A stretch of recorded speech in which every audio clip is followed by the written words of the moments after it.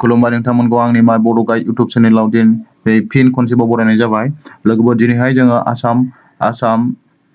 गभर्नमेन्टनि माखासे निउ जब नटिफिकेशननि सोमोन्दै जोङो सावरायगोन। आसाम पुलिसनिफ्राय माखासे नटिफिकेशन आउट जादों। दाना बे आसाम पुलिसनि माखासे नटिफिकेशनफोरनि सोमोन्दै जोङो बे भिडिअआव फारि फारि डिसकास खालामनाय जागोन। होमबा बेयाव नोंथांमोना स्क्रिनाव नुदों नैबे गिबियावनो दङ जोंना नैबेयाव आसाम पुलिस रिक्रुटमेन्ट 2021 बेयाव 2134 post in AB and UB branch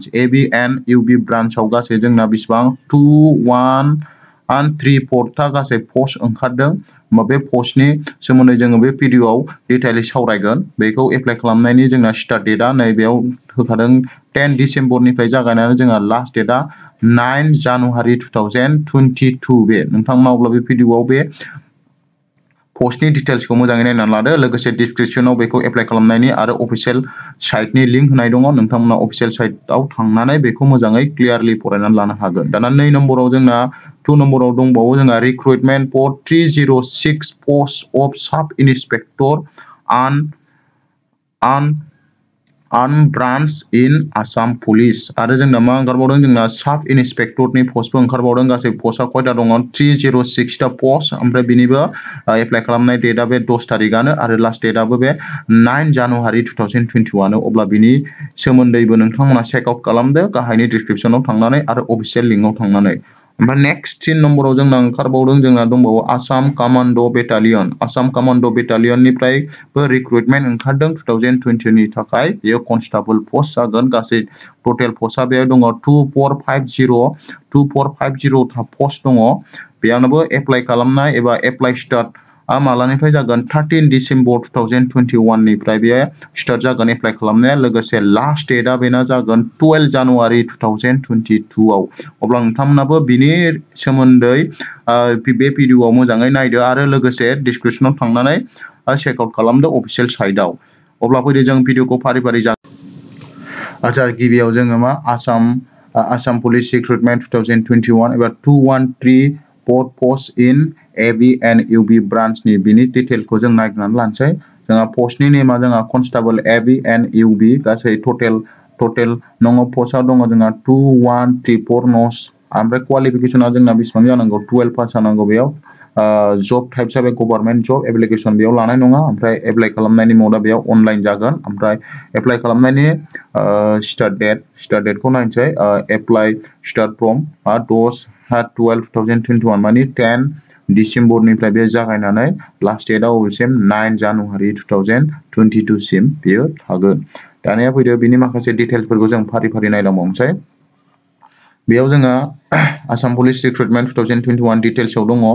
बे पस्टनि नामा जागोन कनस्टेबल। पस्टआ दं 2134। बेयाव केटेगरि वाइज बेयाव दंखायनो इउबीआव कनस्टेबल इउबीआव बेसेबां दं 705 दङ। ओमफ्राय कनस्टेबल एबीआव दङ बेयाव 1429 दं। ओमफ्राय पे स्केल बियो दाना बेयाव जों नुगोन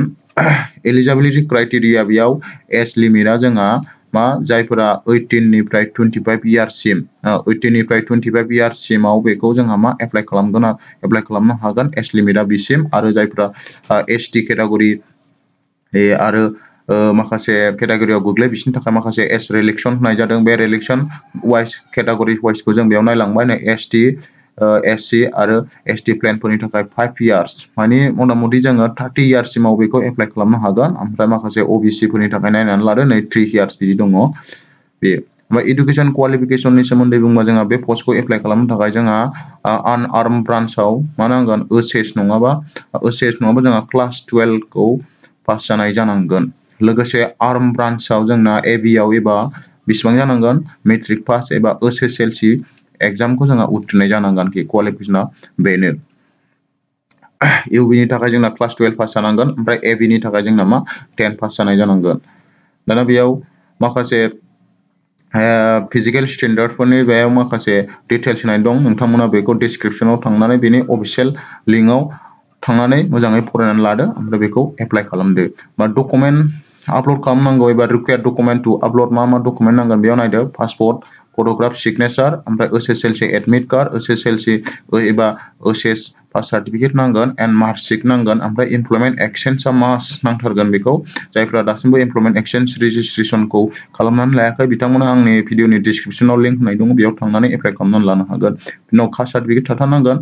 ओमफ्राय नोंसोर माखासेया दंबा बेखौ लानांगोन आरोखि होमबा एप्लाइ स्टार्ट डेटआ जोंना 10 डिसेम्बरनिफ्राय जागायगोन ओमफ्राय लास्ट डेटआ जोंना 9 जानुवारि 2022 नोंथांमोना अफिसियेल साइटआव थांनानै बिनि मोजाङै डिटेल्सखौ फरायनानै लाग्रोबावदो एप्लाइ खालामनायनि सिगां दानिया फैदो जोङो नेक्स्ट रिक्रुटमेन्टखौ नायबावनोसै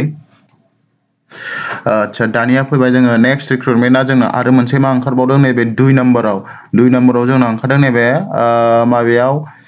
जोंना दङ बेयाव एडभार्टाइजमेन्ट्स रिक्रुटमेन्ट फर 306 पोस्ट अफ साब इन्सपेक्टर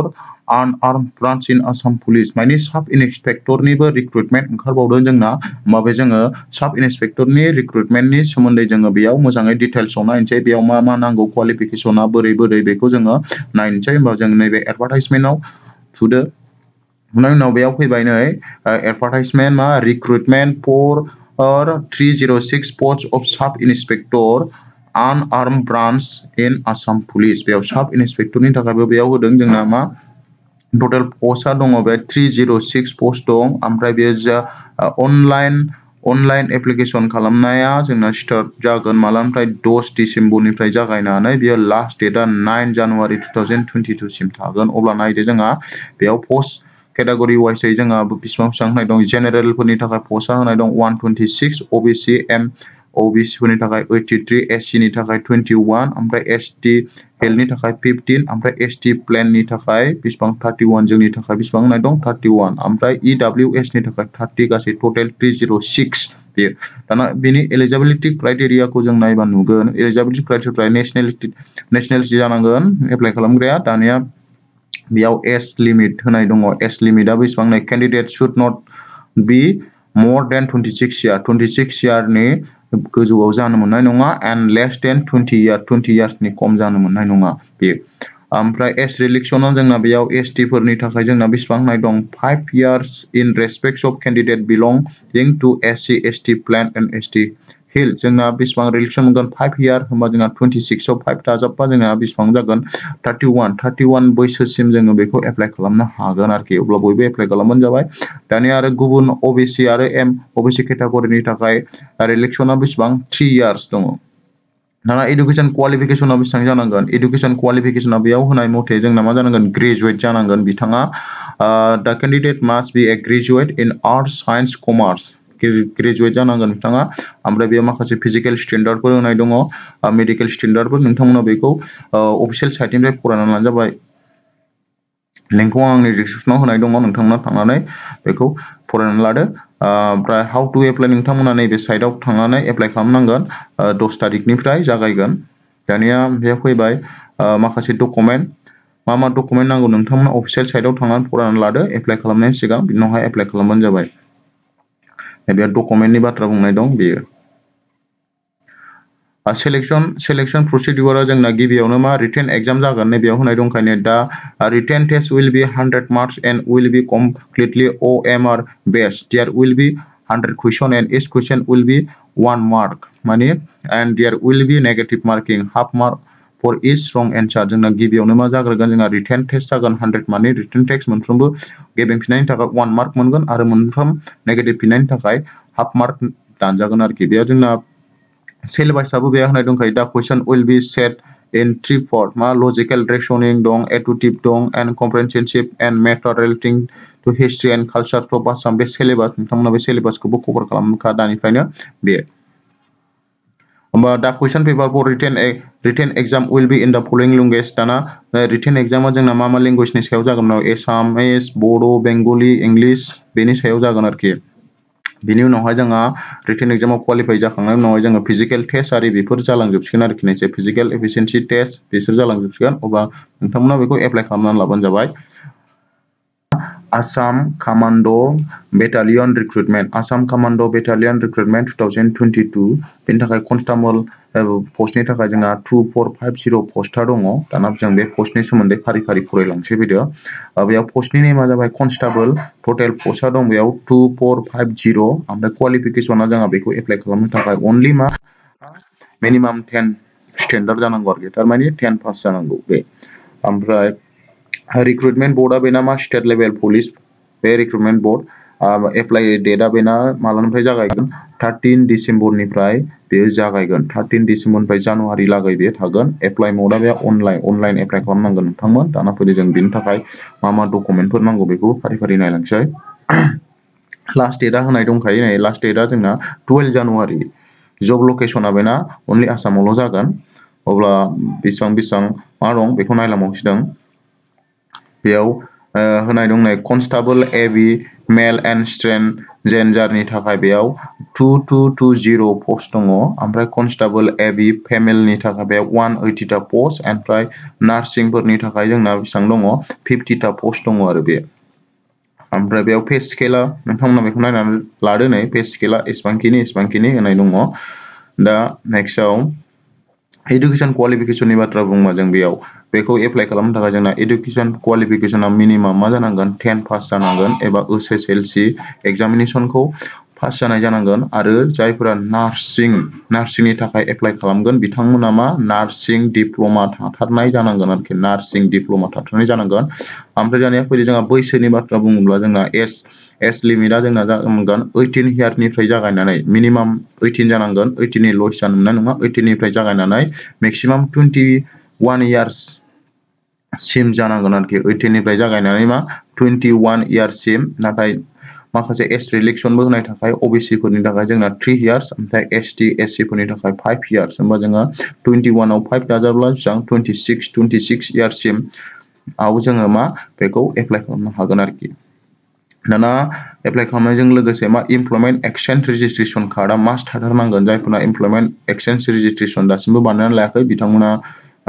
बानायनानै लादो बेनि थाखाय आङो गाहायाव मोनसे भिडिअनि लिंक होनाय दं बे भिडिअखौ नायबानो नोंथांमोना अनलाइन 20 मिनिटनि गेजेरावनो अनलाइन इमप्लयमेन्ट एक्सचेन्ज रेजिस्ट्रेशन कार्डखौ एप्लाइ खालामनानै लानो हागोन अब्ला नोंथांमोना बेखौ डिसक्रिप्शनाव चेक खालामनानै एप्लाइ खालामनानै लादो जायफोरा खालामाखै दासिमबो दानिया माखासे डकुमेन्टनि बाथ्रा बेयाव जोंहा बेखौ एप्लाइ खालामनो थाखाय जोंहा मा डकुमेन्ट नांगौ बेखौ नायदो नै रिक्वायर्ड डकुमेन्ट टु आपल'ड मा डकुमेन्टखौ जोङो आपल'ड खालामनांगोन बेयावनो पासपोर्ट साइज फट'ग्राफ नांगोन सिगनेचार नांगोन ओमफ्राय एसएसएलसी एडमिट कार्ड एज प्रुफनि थाखाय ओमफ्राय एसएसएलसी सार्टिफिकेट नांगोन मार्कशीट नांगोन इमप्लयमेन्ट एक्सचेन्ज रेजिस्ट्रेशन नाम्बारखौ नांगोन ओमफ्राय पार्मानेन्ट रेसिडेन्स सार्टिफिकेट नांगोन and certificate of sports person if applicable sports पार्सनफोरनि थाखाय स्पर्ट्सनि सार्टिफिकेट नांगोन आरोखि ओमफ्राय लोगोसे कास्ट सार्टिफिकेट नांगोन ओमफ्राय पिडब्लिउडि सार्टिफिकेट इफ एप्लिकेबल जुदि नंगौबा बेखौ ओमफ्राय हम गार्ड मावफ्रामनायब्ला हम गार्ड सार्टिफिकेट नांगोन if applicable and transgender certificate if applicable ओमफ्राय EWS सार्टिफिकेट इफ एप्लिकेबल दंबासो आरोखि बिसोरखौ गैयाबा जोंना नैबे इफ एप्लिकेबल नङिखौ जों होबानो जाबाय माबायाव स्टार्टिं डेटआ जोंना मा 13 डिसेम्बरनिफ्राय एप्लाइ जागोन बेयो ओमफ्राय लास्ट डेटआ 12 जानुवारिनिफ्राय अब्ला नोंथांमोना डकुमेन्टखौ बेखिनियावनो थाबै रेडि खालामनानै लाखादो ओमफ्राय अफिसियेल नटिफिकेसन नायनोबा जोंहा नैबेयाव फैबाय नै अफिसियेल नटिफिकेसना बेयाव होनाय दंखायो बे अफिसियेल नटिफिकेसन बेयो नै recruitment of 2450 post of constable AB male and transgender 2220 female नै 180 nursing 54 निउलि created Assam command' battalion नोंथांमोना बेखौ डिसक्रिप्शनाव थांनानै बेखौ मोजाङै फरायनानै लाबानो जाबाय बेखौ फारि फारि मोजाङै फरायग्रोदो बुजिग्रोदो बिनि उनावहाय एप्लाइ खालामनो जागायदो बे नोंथाङा बेखौ नायनानै लादो लोगोसे नैबे अफिसियेल वेबसाइट एप्लाइ खालामनो थाखाय नोंथांमोना बेयाव फैनांगोन बेनिफ्राय ओमफ्राय लिंकआव थांनानै एप्लाइ खालामबानो जाबाय बेखिनियावनो दिनैनि भिडिअ'आबो जोब्बाय नोंथांमोना चेनेलखौ दासिमबो साबस्क्राइब खालामनानै लायाखैबा साबस्क्राइब खालामनानै ला लोगोसे बेल आइकनखौ थुनानै हो आरो मोनसे लोगोफोरनिसिम शेयार खालामनानै होबाय आं बेबायदिनो माखासे इडुकेसनेल भिडिअ'खौ आङो बे चेनेलाव लाबोबाय थानो नाजागोन अब्ला गोजोन्थों